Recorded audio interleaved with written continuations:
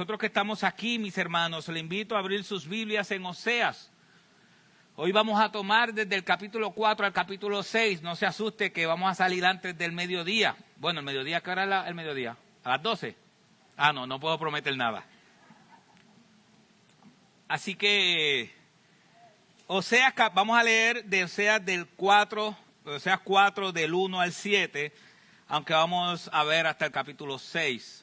Así que, Oseas capítulo 4, versículo 1 al 7. La palabra del Señor dice así: escuchad la palabra del Señor, escuchad la palabra del Señor, hijos de Israel, porque el Señor tiene querella contra los habitantes de la tierra, pues no hay fidelidad, ni misericordia, ni conocimiento de Dios en la tierra. Solo hay perjurio, mentira, asesinato, robo, adulterio. Emplean la violencia y homicidio tras homicidio suceden. Por eso la tierra está de luto y languidece todo morador en ella junto con las bestias del campo y las aves del cielo. Aún los peces del mar desaparecen. Pero que nadie contienda ni nadie reprenda, porque tu pueblo es como los que contienden con el sacerdote. Tropezarás de día y tropezará también el profeta contigo de noche, y destruiré a tu madre. Mi pueblo es destruido por falta de conocimiento. Por cuanto tú has rechazado el conocimiento, yo también te rechazaré para que no seas mi sacerdote. Como has olvidado la ley de tu Dios, yo también me olvidaré de tus hijos. Cuanto más se multiplicaron, más pecaron contra mí. Cambiaré pues su gloria en afrenta. Padre, háblanos, Señor, y muéstranos la esperanza de Cristo ante nuestro pecado. Te lo suplicamos en el nombre de Jesús. Amén y amén.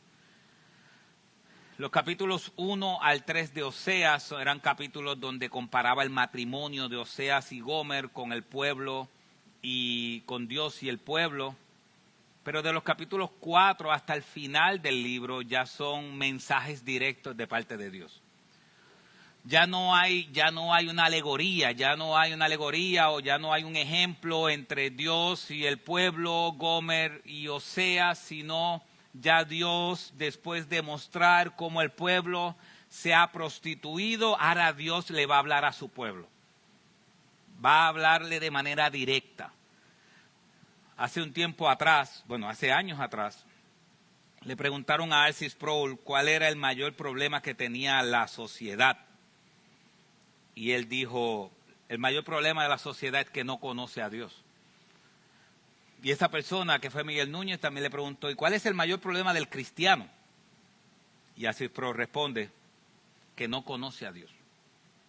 Así que el mayor problema no tan solo de la sociedad, sino también del pueblo cristiano, es que no conoce a su Dios. Mis hermanos, muchas veces nosotros nos dejamos de impresionar de Dios.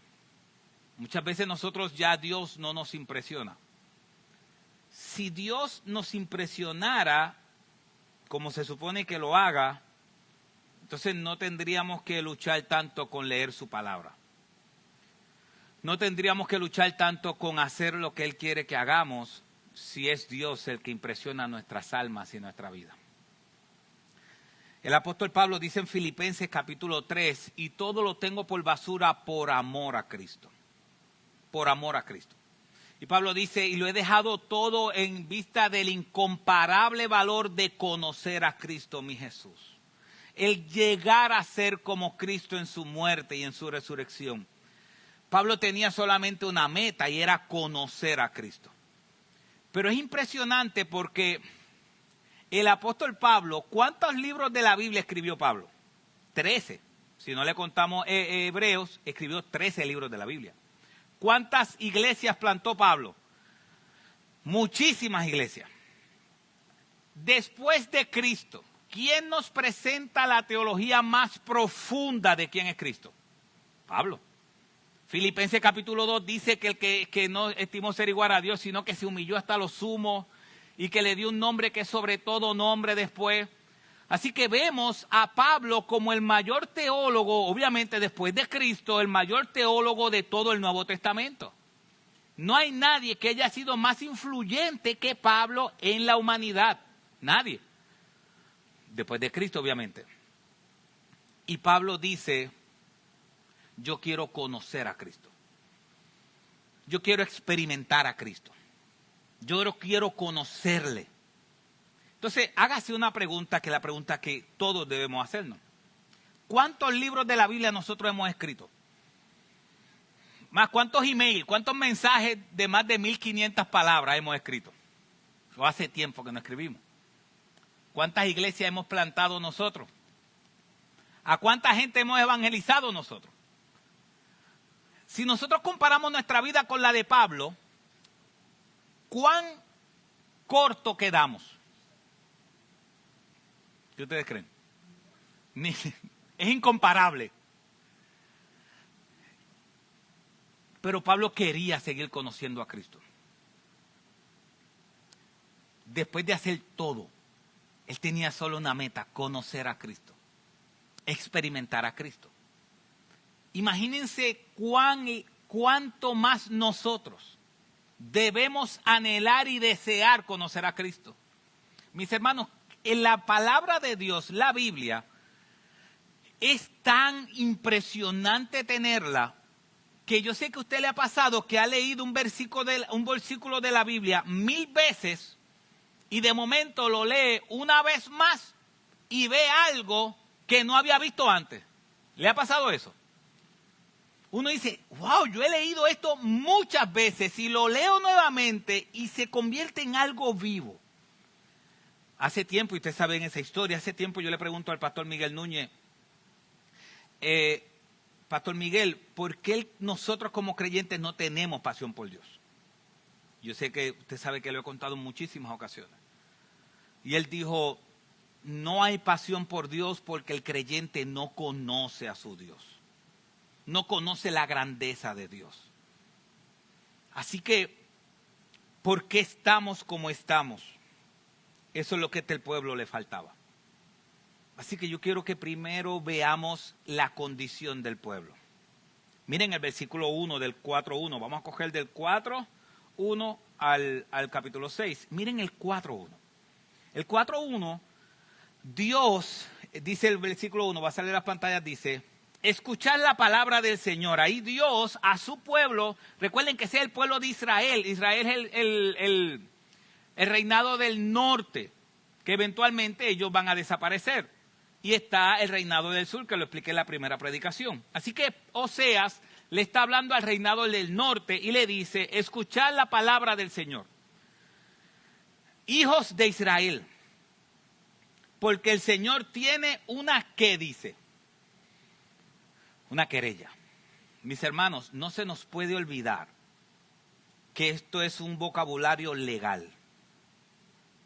Dios tiene una querella, pero esa querella no es contra el pueblo cristiano. Bueno, aquellos no eran cristianos todavía, era el pueblo de Israel. Esa querella no era contra el pueblo de Israel solo. ¿Una querella contra quiénes? Todos los habitantes. En una clase hace un tiempo atrás yo decía que hay veces que nosotros estamos hablando con diferentes religiones y ellos nos dicen, no, pero es que yo creo esto y tú crees eso. Sí, pero es que por encima de lo que tú crees y yo creo, hay una ley moral de Dios que cubre todo. Y al final daremos cuenta por cómo actuamos ante esa ley moral de Dios. Así que Dios está diciendo, yo tengo una querella contra todos los habitantes de la tierra. ¿Ven por qué nosotros vamos hasta el final del mundo a predicar el evangelio? ¿Ve por qué hay que ir? Porque si esa querella fuera solamente para el pueblo cristiano, ¿habría que ir lejos? No. Pero es una querella contra todo el mundo. Una querella contra los habitantes de la tierra, de donde quiera que estén. Y aquí va la querella. ¿Cuál es la querella? Casi nada. No hay fidelidad, ni misericordia, ni conocimiento de Dios. ¿En dónde? En la tierra. Mis hermanos, si nosotros somos portadores de su gloria, el pueblo de Dios es portador de su gloria. Y hay rincones de la tierra donde no conocen su gloria. ¿Por qué es? Porque el pueblo de Dios no ha llegado a esos rincones de la tierra. ¿Recuerdan Efesios? Hace un tiempo atrás cuando hablamos de Efesios, y lo tengo fresco porque ahorita en el estudio con los hermanos que están llegando nuevos lo estaba diciendo. Efesios capítulo 2, versículo 7 dice que la razón por la cual Dios nos salvó es para mostrar a las generaciones venideras las increíbles riquezas de su gloria y de su gracia. Eso es. Así que la razón por la cual Dios nos salva es para mostrar las riquezas de su gloria. Así que si hay una querella, es porque no se está haciendo una responsabilidad. Mire lo que dice. No hay, ¿qué es lo primero que no hay? Fidelidad. No hay fidelidad. ¿Fidelidad en qué?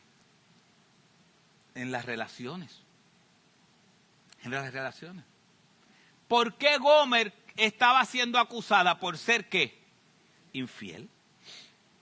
Y lo primero que Dios le está diciendo a la tierra, pero le está llamando la atención a los hijos, es como si Dios hoy nos estuviera diciendo, hey, hijos míos, aquellos que dicen que son cristianos, escuchen. La tierra completa no hay fidelidad. No hay fidelidad.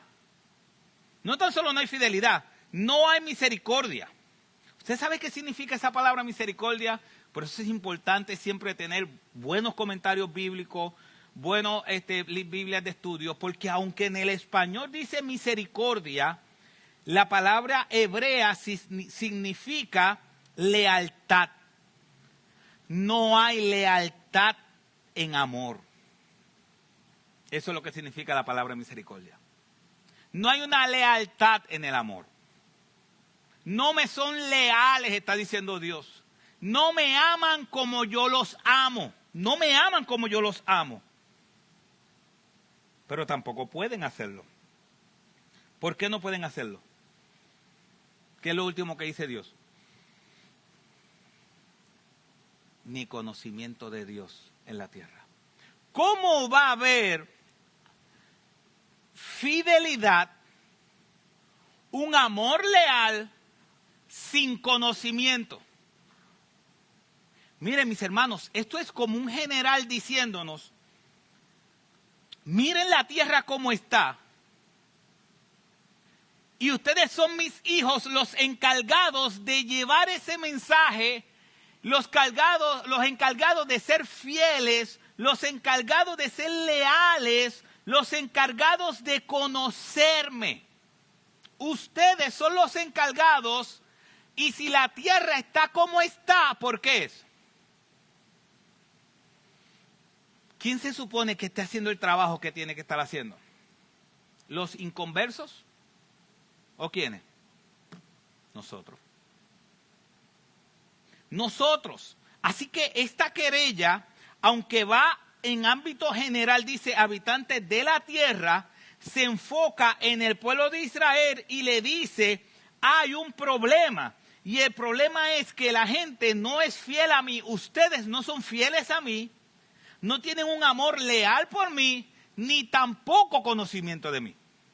No hay un conocimiento de mí, no me conocen. No me conocen. Pero miren lo que sí hay, versículo 2, miren que sí hay. Versículo 2 dice, solo hay, ¿qué? Perjurio, que significa maldecir, mentira, falsear, asesinato, robo y adulterio, y emplean la violencia y homicidios tras homicidios se suceden. ¿Qué está diciendo Dios? Dios está diciendo, dentro de mi pueblo debe haber fidelidad, pero no la hay. No hay confiabilidad. Dentro de mi pueblo tiene que haber un amor leal hacia mí y hacia ustedes, entre ustedes, y no lo hay. Miren la diferencia, porque si hay un amor leal, donde hay un amor leal no hay asesinato. ¿No es verdad? Si hay asesinato es porque no hay amor leal. Jesucristo lo puso un poco más difícil. Él dice, con tan solo decirle tonto a tu hermano, ya lo mataste. Entonces lo que le está diciendo Dios a su pueblo es, no hay lealtad ni conmigo ni entre ustedes. No hay eso. Lo que hay es perjurio, mentira, asesinato, robo, adulterio. Y miren, el versículo 3 dice, por eso la tierra está de luto y languidece todo morador en ella, junto con las bestias del campo y las aves del cielo, aun los peces del mar desaparecen. Mis hermanos, yo no sé hasta qué punto nosotros entendemos la responsabilidad que Dios nos ha dado. Fíjense que Pablo dice en Corintios que Pablo no está para juzgar a los de afuera, que los de afuera los va a juzgar Dios. Que Pablo está juzgando a los de adentro, para que el comportamiento de los creyentes sea uno de acuerdo a Dios. Cuando Pablo dice de juzgar, Pablo dice, es que yo no puedo juzgar a los que no son creyentes, yo no puedo juzgar a los de afuera, los de afuera los juzgará Dios, yo tengo que juzgar, que evaluar, dice Pablo, cómo se comporta el pueblo de Dios. Y Dios le está diciendo a su pueblo que en vez de lealtad, lo que hay es mentira. Que en vez de un amor leal, lo que hay es asesinato. Lo que hay es robo. Lo que hay es violencia. Lo que hay es homicidios. Y quizás, como dije, usted puede decir, yo nunca he matado a nadie. Pero ¿cuántas veces usted ha hablado mal de un hermano? ¿Cuántas veces usted ha pensado mal de un hermano? ¿Sabe qué dice Dios? Que con tan solo pensarlo, ¿qué? Ya lo hiciste. Con tan solo pensarlo, ya lo hiciste. Entonces Dios le está hablando a su pueblo y le dice, miren la condición del mundo. Miren la condición del planeta. El planeta está malo. Está malo. Está malo. Malo. Malísimo. ¿Y qué ustedes están haciendo? Porque lo mismo que se ve allá, se ve acá. Ustedes no están matando a nadie físicamente, pero han matado. ¿Y sabes qué? El problema es, ahora mismo que está el exbolseador en el juicio, un asesinato. Vil asesinato. Está fuera de liga ese asesinato. Cómo tiraron el cuerpo. Cómo lo encontraron. Pero ¿y qué diferencia hay entre ese asesinato y cuando nosotros decimos, ese hermano mío es un tonto, un estúpido, un bobo? ¿Cuál asesinato es más vil? ¿El que hizo Verdejo? ¿O el nosotros llamar estúpido, tonto y bobo en la mente a mi hermano? ¿Cuál es peor? Nuestro corazón legalista dice, el de Verdejo es peor. Pero ante los ojos de Dios, ¿qué dice Dios? Los dos son iguales. ¿Ves nuestro corazón legalista? ¿Ves cómo nuestro corazón legalista puede ver al otro y puede decir, es que aquel es esto, pero yo no? Entonces Dios está diciendo, ese es el problema. Si hay luto en la tierra, es por culpa del pueblo de Dios que no está haciendo la obra de Dios. Mis hermanos, Efesios 2 dice que Dios nos quiere exhibir como trofeos de su gracia. Como trofeos. Como trofeos. Hace un tiempo atrás, cuando fuimos a Barcelona, yo cometí un pecado grave a los ojos de los fanáticos del Barça. Y es que yo no iba a gastar $30 para entrar a ver los trofeos de los campeonatos. Yo llamé a algunas personas, pero a esa hora estaban durmiendo. Dylan y Joyce entraron. Y cuando usted entra al Barça, usted ve todos esos trofeos, no sé cuántos son, no sé tampoco si es el mejor equipo, yo no sé si es el mejor equipo.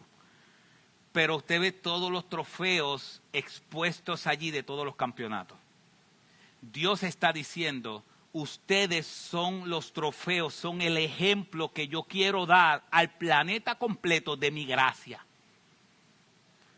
Yo quiero exhibir sus vidas como una vida ejemplar, no porque son perfectos, sino porque mi gracia los alcanzó y los salvó.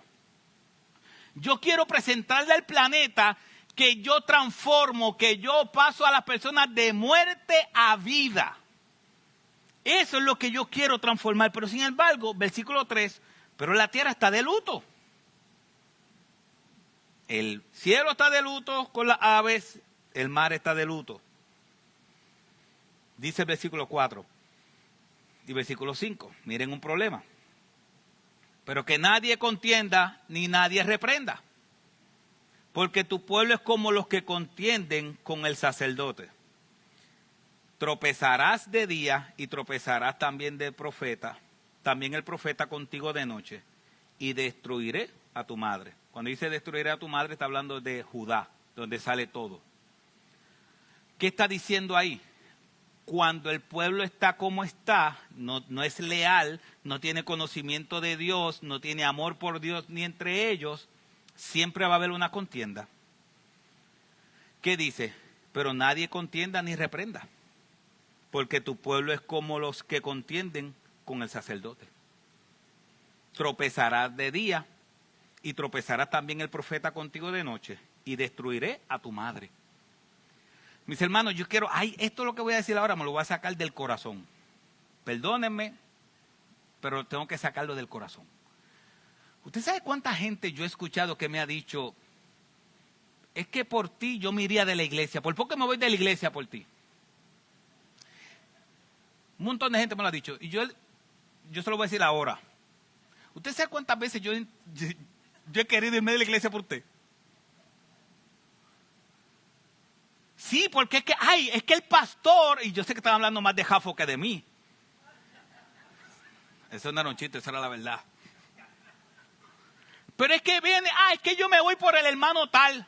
Es que si no fuera por Dios, yo me hubiese ido de la iglesia. Si no fuera por Dios, el primero que se hubiese ido de la iglesia he sido yo y los pastores. Y los líderes. Porque nosotros aún haciendo bien somos atacados.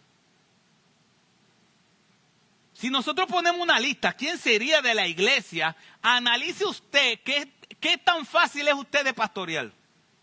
Me estoy desahogando. Pero analice qué tan fácil es usted de pastorear. El libro de Henry Blackaby, ¿cómo se llama ese libro? No, el otro. Mi experiencia con Dios. Él dijo esto. Cuando un creyente diga, cuando una persona de la iglesia diga, a mí nadie me pastorea, Henry Blackaby dice, pregúntate qué tan fácil eres de pastorear. ¿Qué tan fácil eres de pastorear? Porque la gente falta a la iglesia, sigo desahogándome, la gente falta a la iglesia y uno tiene que ser adivino. ¿Cierto? Uno tiene que ser adivino. La gente toma decisiones sin decirnos nada. Se cambia de planeta sin decirnos nada. Y uno tiene que ser adivino. Porque entonces la queja es, no me llaman. Mi hermano, ¿es así o no es así? Hablemos claro, es así. Es así. No, a mí nadie me llama.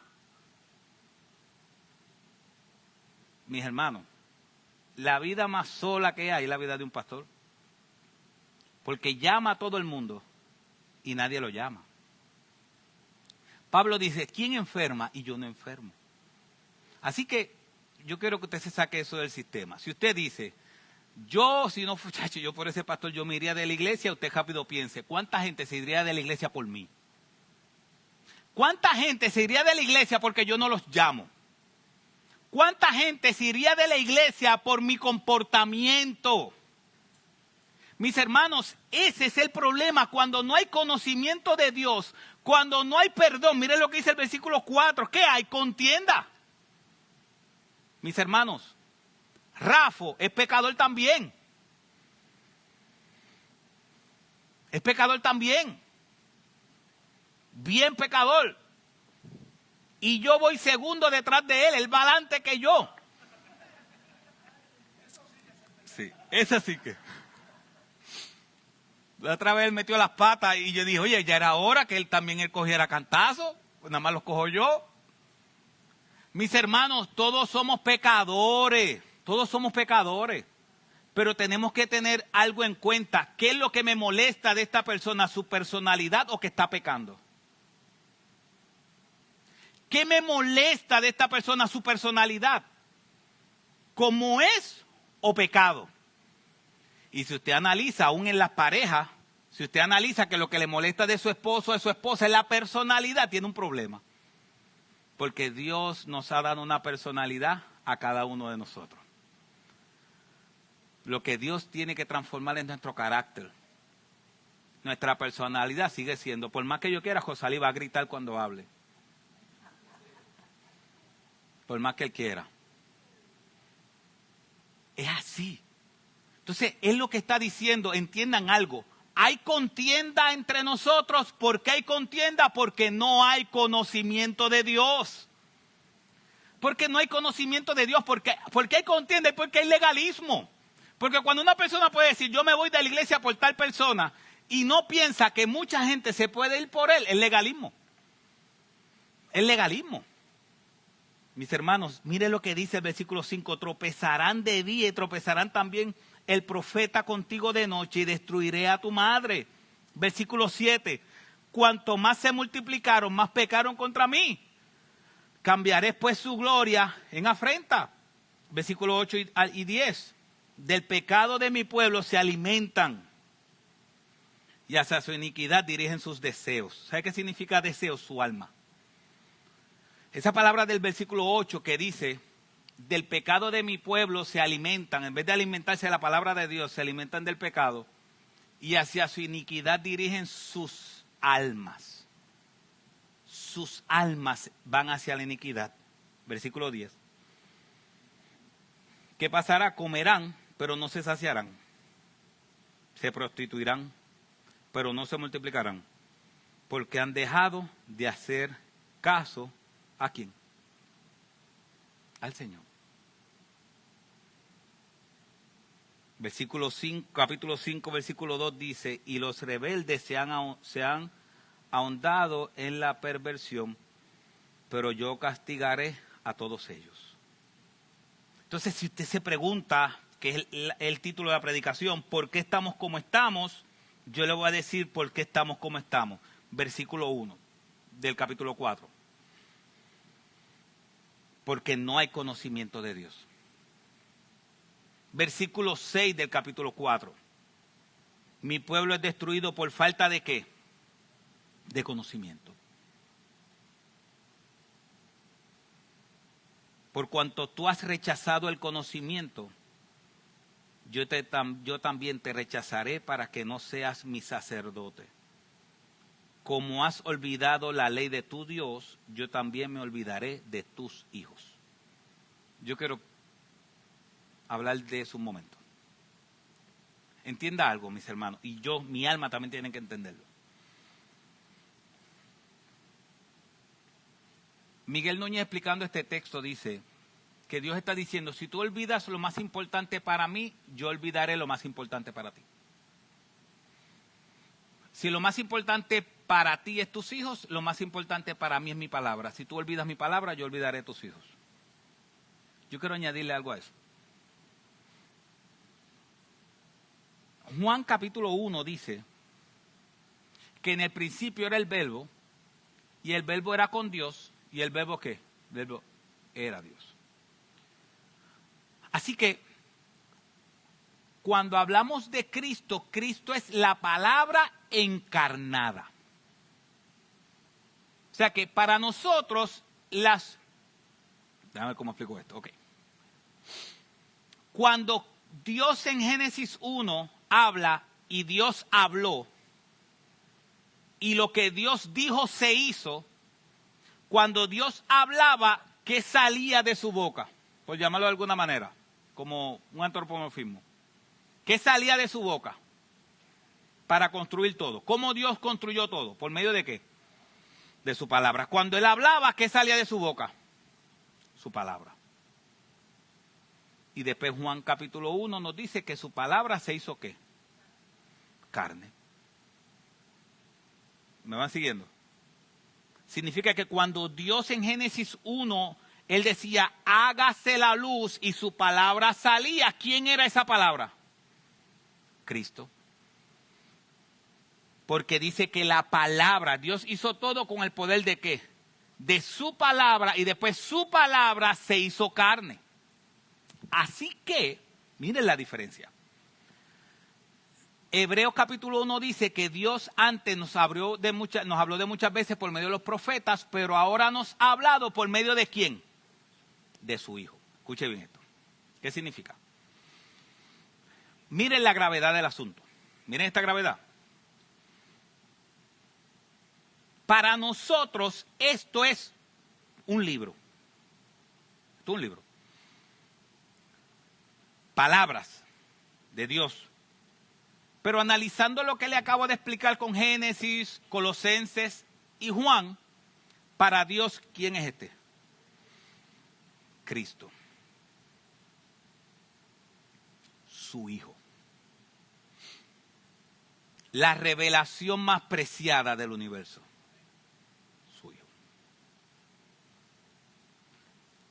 Cuando decimos que muchos murieron para que hoy tú y yo tengamos la Biblia, estamos diciendo que muchos murieron para que hoy nosotros tuviéramos la revelación de quién es Cristo para la salvación.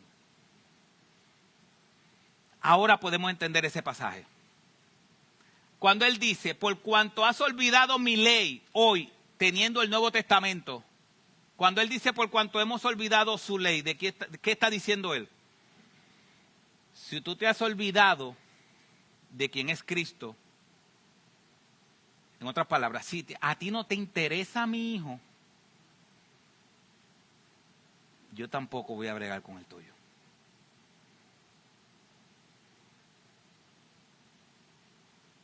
Fuerte, ¿ah? Eso es lo que está diciendo el texto. ¿Por qué estamos como estamos? Porque hemos rechazado a su hijo. Porque este es su hijo. Entonces, ¿qué pasa cuando alguien rechaza a nuestros hijos? ¿Se forma un problema o no se forma un problema en la escuela cuando rechazan a un hijo? ¿Qué usted cree? No ha habido peleas de padres y de madres con otros padres y madres. ¿Por qué? Porque me está rechazando a mi hijo. Ah, pero nosotros estamos rechazando a Cristo y no queremos que Dios nos rechace.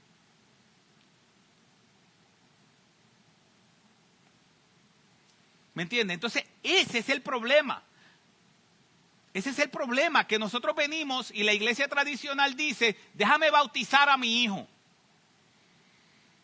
Porque el bautismo es un estilo de magia donde lo bautizo para que Dios lo bendiga. No, mis hermanos, mi responsabilidad como padre es enseñarle quién es Jesucristo. Si yo me olvido de su hijo, yo no tengo derecho a decirle a él que se acuerde de mi hijo. Porque yo me he olvidado de él. Estas son las palabras de Cristo. Palabras hermosas, de tal manera amó Dios al mundo que dio a su Hijo unigénito. Palabras hermosas como aquel que aunque esté muerto vivirá. Palabras hermosas, porque cuando nosotros estamos rechazando, miren mis hermanos, nuestros hijos no son fáciles, más nosotros no somos fáciles. ¿Qué es más fácil? ¿Amar a Cristo y atesorarlo o que alguien nos atesora a nosotros y nos ame a nosotros? ¿Qué es más fácil? Pues Dios no la está poniendo fácil. ¿No la está poniendo fácil o no? Porque está diciendo, ama a aquel que se entregó en la cruz del Calvario por ti. Ama a quien te ama. Ama al que fue crucificado en esa cruz y tomó tu pecado. Ama al que te perdona tus pecados. Ama al que se sacrificó por ti Y cuando nosotros le decimos, Señor, ama al que te desobedece. Ama al que no quiere saber de ti. Ama a aquel que no quiere nada que ver contigo. ¿Ves la oración? No sé si me van siguiendo. Pero Dios nos está diciendo, ama a aquel que se sacrificó por ti. Y nosotros le estamos diciendo, ama a aquel que es un rebelde. Ama a mi hijo que es un rebelde. Y Dios está diciendo, ama a mi hijo que se entregó por ti en la cruz del Calvario. ¿Cuál se supone que fuera más fácil amar? Entonces Dios está diciendo, mi pueblo, pero miren ese mí, eso es algo importante. Él dice, mi pueblo. ¿Quién es mi pueblo? Él está hablando de pacto. Él está hablando de ese pueblo que él hizo un pacto. Mi pueblo es destruido por falta de conocimiento. Y si usted analiza su vida y la mía, la mayoría todas las metidas de pata que nosotros hemos hecho, ha sido porque hemos abandonado su ley. Mire el versículo 10. Versículo 10 dice, comerán, pero no se saciarán. Se prostituirán, pero no se multiplicarán. ¿Por qué? Porque han dejado de hacer caso al Señor. ¿A quién? A su ley.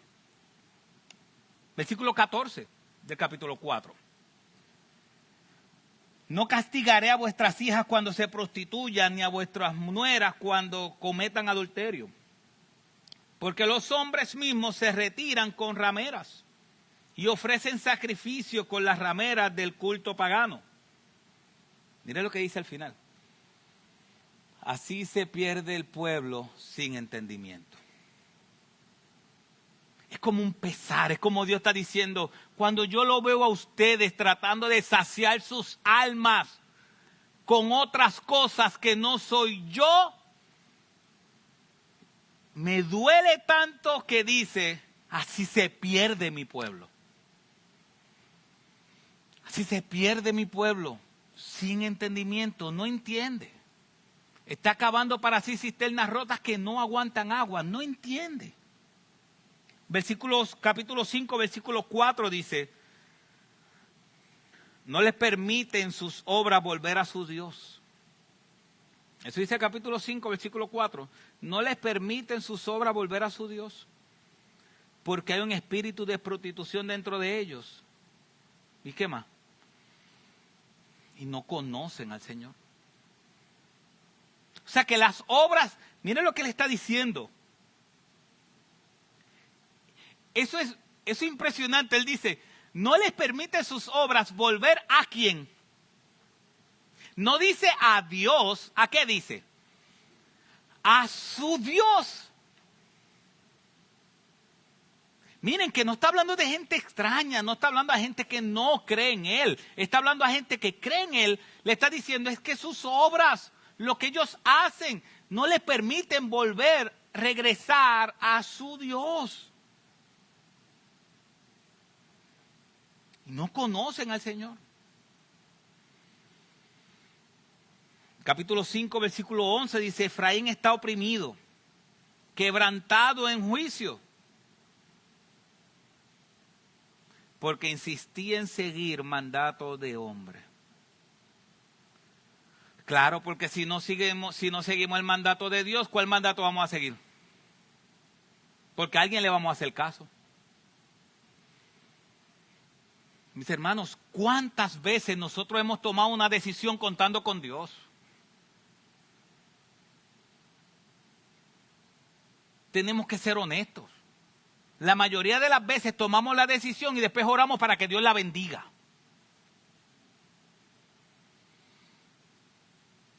Y Dios está diciendo no. Si se olvidan de mi ley, que es mi hijo, yo me voy a olvidar de su familia, porque yo soy su Dios. Capítulo 6, versículo 6 dice, porque más me deleito en la lealtad que en los sacrificios. y más en el conocimiento de Dios que en los holocaustos.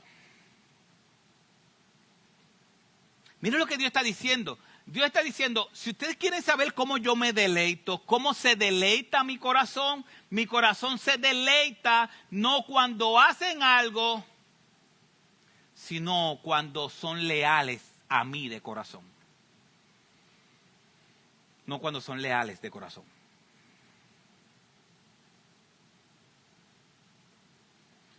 Una diferencia muy clara de eso es el publicano y el fariseo cuando van al templo. Esa historia de Cristo, ese cuento de Cristo, dice que el fariseo fue y se expresó completamente con todo. Y el publicano se quedó así, golpeándose el pecho, cabizbajo. Yo recuerdo que en la iglesia donde me enviaron para acá, había un hombre que en los tiempos de alabanza muchas veces se sentaba cabizbajo. Y una vez un mujer me dijo, pero mira ese cabizbajo en tiempo de alabanza. Y yo le dije, tú no sabes si la razón por la cual él no está cantando es porque no se siente digno, porque algo quizás está viviendo. Pero el legalismo que está dentro de nosotros, cuando vemos a un hermano sentado cabizbajo en medio de la alabanza, nos hace decir, mira qué increíble. Obviamente no es que todo el tiempo, porque el Señor dice que también alabemos y cantemos a su nombre. Pero van a haber días donde no nos vamos a atrever a cantar. Usted nunca ha llegado a un día tan sucio y tan sucio y tan sucio aquí, conociendo todo el pecado que cometió, que usted no se atreve a pararse.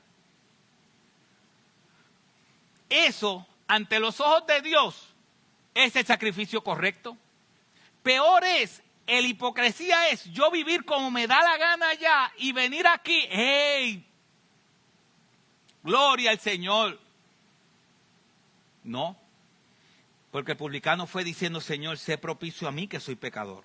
Mis hermanos, miren esto es importante porque más me deleito en la lealtad que el sacrificio. Él no está diciendo que el sacrificio no sirve. Él no está diciendo, no, yo no tengo que hacer sacrificio. No, él está diciendo, sí hay que hacer sacrificio, pero yo me deleito más en la lealtad. Yo me deleito más en un corazón transformado y que quiere amarme de manera leal que en los sacrificios.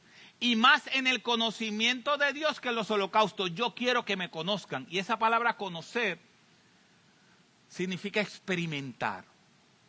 Yo quiero tener una relación personal con ellos. No solamente intelectual. ¿Sabe por qué? Porque hace un tiempo atrás, no sé si todavía es así, pero Harvard, el encargado del área teológica de Harvard, era un ateo. Y hay muchos ateos que conocen la Biblia mejor que tú y que yo. Así que no significa un conocimiento teórico, significa una relación personal. Esto es sencillo, sencillo. Dios sana a un ciego y los expertos en la ley le dicen, el que te sanó, ¿es pecador o no? ¿Y qué dijo el que era ciego? Yo no sé. ¿Cuánta teología tenía ese que era ciego? Ninguna. Yo no sé. Lo que sí yo sé es algo, que yo era ciego y ahora veo. Yo no sé si él es pecador o no, pero yo tengo una relación con él y él me pasó de la ceguera a la vista. Yo no sé más nada de él. Yo no sé nada más. Yo no sé si es pecador o no. ¿Quién tenía más conocimiento teórico? ¿Los doctores de la ley o el que era ciego? Los doctores de la ley. ¿Quién tenía una relación personal con Cristo? El ciego. El ex ciego. Eso es así, el ex ciego. ¿Por qué? Porque Dios dice, más en el conocimiento de Dios que en los holocaustos. Mire, mis hermanos, hay veces que uno dice, déjeme buscar consejo en alguien de experiencia. ¿Usted sabe qué significa alguien de experiencia? Alguien que ha metido la pata 1000 veces. Sí. Si usted analiza el libro Mi experiencia con Dios, es toda la metida de pata que hizo Blackaby la mayoría del tiempo en todos los sitios. Pero ha caminado más con Dios y ha aprendido más con Dios y ha tenido una relación personal con Dios. ¿Quién sabía más? Usando la misma ilustración, ¿quién sabía más? ¿El que estaba en la cruz que llegó al cielo ese día o los doctores que estaban ahí diciéndole a Cristo que se bajara de la cruz? Los doctores sabían más. Los doctores sabían más. ¿Cuánto sabía el de la cruz? No sabía. Ustedes saben esa ilustración de Alistair Begg, cuando llega al cielo, que le dice, ¿y por qué tú estás aquí? Tú no sabes nada. No, yo no sé nada. ¿Por qué tú estás aquí? Porque el de la cruz del medio me dijo que entrara. El de la cruz del medio me dijo que entrara. Yo no sé qué significa la cristología, nunca lo he escuchado. ¿Qué significa X cosa? Yo no sé. ¿Qué significa calvinismo? Yo no sé. ¿Qué significa esto? Yo no sé. Yo solo sé que el de la cruz del medio me dijo que hoy yo podía entrar con él al paraíso. Eso fue lo que él me dijo. No significa que yo tengo que rechazar el conocimiento. No significa eso. Si tengo la oportunidad de conocer a Dios más profundamente, intelectualmente, debo hacerlo. Pero Dios no está pidiendo simplemente un conocimiento intelectual. Dios quiere que tengamos una experiencia con Él. ¿Cómo tenemos experiencia? Cuando el conocimiento intelectual se lleva a la práctica.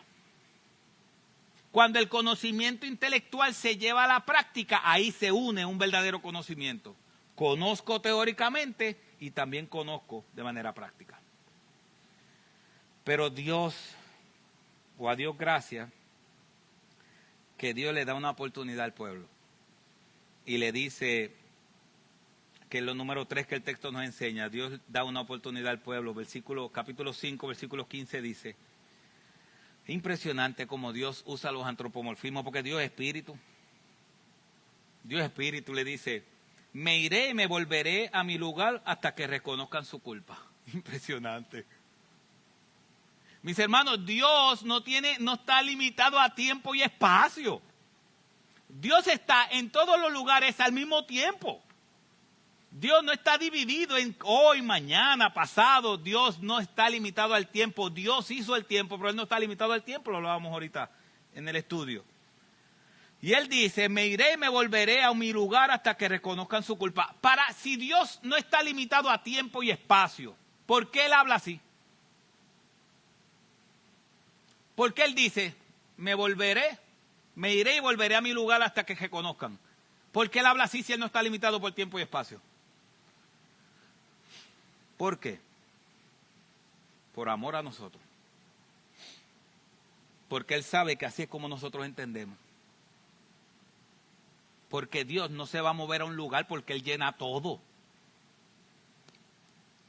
Cuando Salomón fue a dedicar el templo, Salomón dice, Señor, yo te tengo este templo, pero yo sé que ni aun los cielos de los cielos pueden contener tu presencia.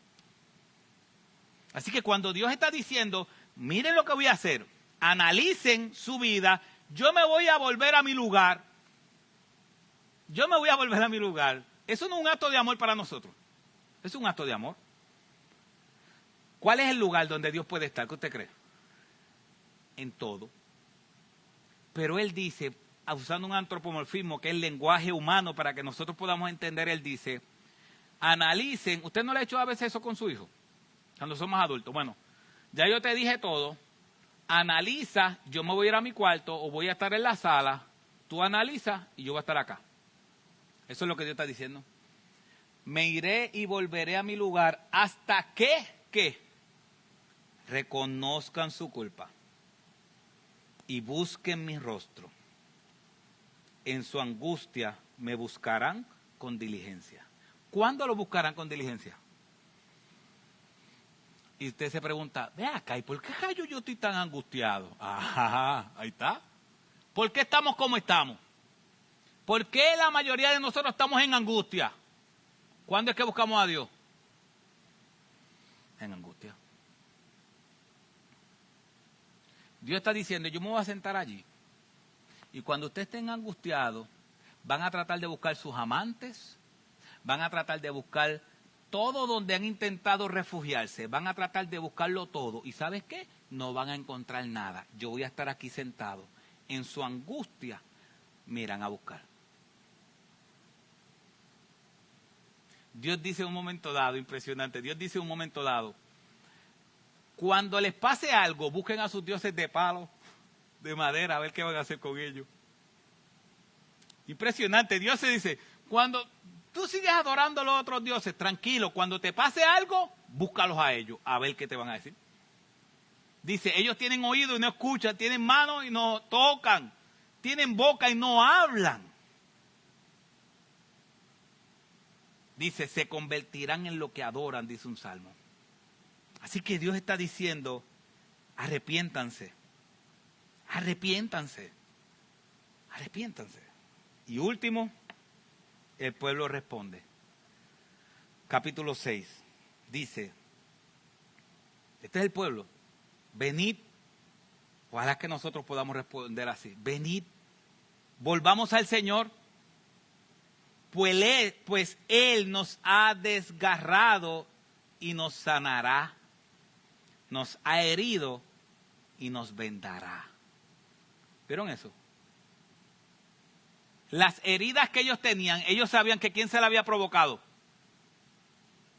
Dios. Nos ha herido, no, mire lo que dice. Dice, nos ha que desgarrado. ¿Qué significa desgarrado? Eso es muy gráfico. Nos ha desgarrado.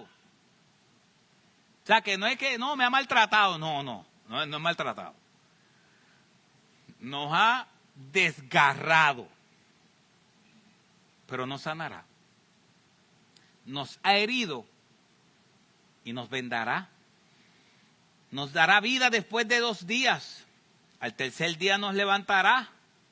¿A quién se le parece eso? Viviremos delante de Él. Conozcamos pues y esforcémonos por conocer al Señor. Su salida es tan cierta como la aurora. Y Él vendrá a nosotros como la lluvia de primavera que riega la tierra. Mis hermanos, ¿por qué estamos como estamos? Todo lo que yo he dicho hasta ahora, por eso estamos como estamos, porque no tenemos conocimiento de Dios.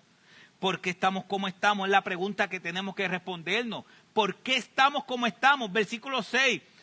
Somos destruidos, su pueblo es destruido porque le falta conocimiento. Por eso estamos como estamos. Por eso el estudio bíblico, aunque es por Zoom, es importante. Tomar, y perdónenme, ¿verdad? Pero yo sé que algunos tienen condiciones físicas, pero tomar el estudio bíblico acostado en la cama, sin un lápiz, sin un papel, ¿se va a terminar qué? Póngalo en mute por si acaso jonca, que los demás no se den cuenta. Obviamente hay gente con condiciones. Estoy hablando de los que no tienen ninguna. Mis hermanos, por eso estamos como estamos. Porque la palabra de Dios, que es Cristo, no es lo principal en nuestra vida. Pero mis hermanos, versículo 3 del capítulo 6, si lo puedes poner y con esto termino. Esta debe ser nuestra oración, el versículo 3, lo que casi ahora pusiste. Conozcamos pues, esforcémonos por conocer al Señor. Ya Dios nos ha dicho por qué estamos como estamos. Ahora nos va a decir cómo podemos salir de donde estamos. 1, versículo 2 del capítulo 6. Nos dará vida después de 2 días. El tercer día, ¿qué hará? Dios nos levantará. ¿Qué está diciendo el Señor o cómo se puede aplicar eso hoy con el Nuevo Testamento? Que Cristo nos dio una nueva vida. Podemos buscar a Dios porque Cristo nos ha hecho libres. Mis hermanos, entiendan algo y mi alma tiene que entenderlo primeramente. Mi alma es que el que no es creyente, por más que estudie la Biblia, no podrá ver la hermosura de Cristo. Nosotros, el pueblo de Dios, tenemos una bendición que los demás no tienen. Es que nosotros podemos leer la Biblia y encontrarnos con Dios. Que nosotros podemos leer esto y decir, wow, qué inmenso es Dios. Y hemos visto su gloria. Gloria como la del unigénito del Padre, lleno de gracia y de verdad. Nosotros, sus hijos, tenemos la oportunidad de ver aquí la resurrección de Cristo y decir, Señor, gloria a tu nombre, que me resucitaste juntamente contigo. Usted sabe lo que es que tenemos millones y millones de personas que tienen una Biblia de frente, pero no pueden encontrarse con Dios. Que tienen una Biblia de frente y no la entienden. Que tienen a Cristo, que tienen la salvación, que está delante de sus ojos y no la pueden ver. Porque necesitan que Dios tumbe sus escamas. Necesitan que Dios transforme sus corazones.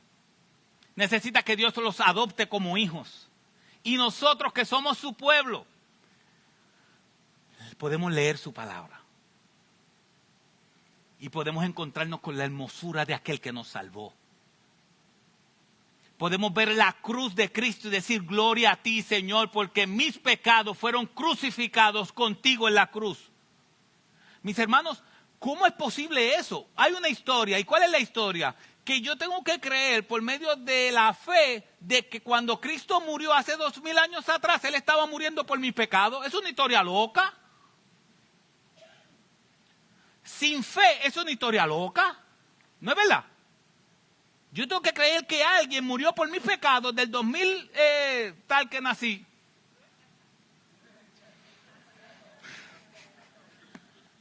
Del 2000 tal que nací. Y yo tengo que mirar así. Y todos mis pecados fueron crucificados en esa cruz. Eso es cosa de loco. Eso es cosa de loco. Pero ¿sabe qué? ¿Cómo la gente se salva? Por la locura de la predicación. Sí. Así está la salvación de mi alma. Que hace 2000 años atrás, Dios se hizo carne. Y tomó todos mis pecados. Y los crucificó en esa cruz. Y su último suspiro fue, Junior, toda tu deuda quedó saldada. Y eso yo lo creo por medio de la fe. Es lamentable, mis hermanos, y nos debe doler que gente puede leer eso y no entenderlo. Por eso estamos llamados a enseñarle y a predicarle la palabra. Así que, mis hermanos, conozcamos pues, y esforcémonos por conocer al Señor. Que hoy salgamos de aquí diciendo, Señor, ayúdame a esforzarme a conocerte. Yo quiero estudiar más tu palabra, pero quiero conocerte de manera experimental. Quiero vivir tu palabra. No quiero simplemente estudiar tu palabra, yo quiero vivir tu palabra. Miren lo que dice el versículo 3. Su salida es tan cierta como la aurora. ¿Por qué ustedes creen que él dice su salida es tan cierta como la aurora? ¿No es una promesa eso? ¿Qué está diciendo? Busquemos al Señor.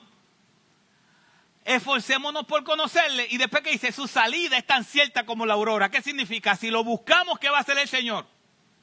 Lo vamos a encontrar. Porque Él no está perdido. El que estaba perdido éramos nosotros. Y aunque cada uno de nosotros nos descarriamos como ovejas, cada cual por su camino, Él cargó nuestros pecados en la cruz del Calvario. Dice Isaías 53. Y Él dice, conozcamos, pues, esforcémonos por conocer al Señor. Su salida es tan cierta como la aurora, y Él vendrá a nosotros como la lluvia de primavera que riega la tierra.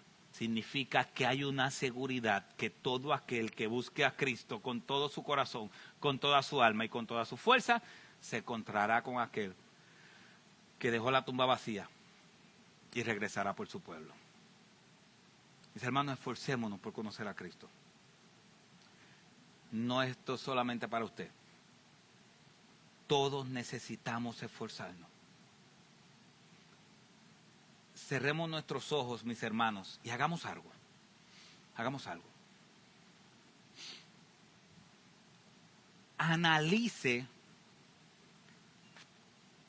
qué a usted le impide conocer más al Señor. Analice eso. Porque hay un compromiso. Cuando Dios habla, Dios espera un compromiso de nosotros. ¿Qué Dios está diciendo? Hay un compromiso y es que yo voy a ser tan cierto como la aurora. Si ustedes me buscan con todo su corazón, yo estaré ahí. Pero hay cosas en nuestra vida que tenemos que dejar a un lado para poderlo hacer. Y si no eres creyente, tienes que entregarte a Cristo, porque si no, no puedes. No puedes. Ojalá que el Espíritu Santo esté retumbando tu corazón y tu mente para entregarte a los pies de Cristo. Pero nosotros los creyentes, mis hermanos que estamos aquí, ¿qué vamos a dejar? ¿Qué vamos a tener en segundo y tercer lugar en nuestra vida? Para buscar ese lucero resplandeciente de la mañana que dice Apocalipsis. Que Cristo es el lucero resplandeciente de la mañana. Así que a los que el ministerio de alabanza pasa por acá, yo tengo que dejar cosas en mi vida y usted también. Así que yo no voy a terminar orando. Cada uno terminemos orando y presentando al Señor lo que vamos a dejar por seguirlo a Él.